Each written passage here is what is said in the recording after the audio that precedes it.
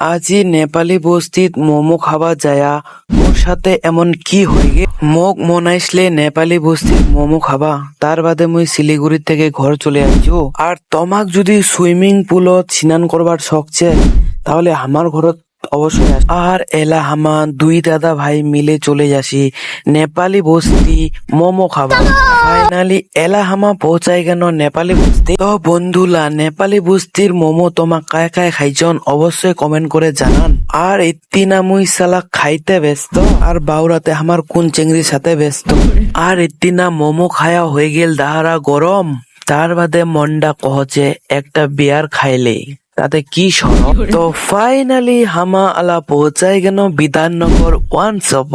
ইস দেখো দি ছড়ার মন্ডা কেতাখান খুব। আর বন্ধুলা দেখো দি বিয়ার খানো হামা উল্টে পড়ছে অমা।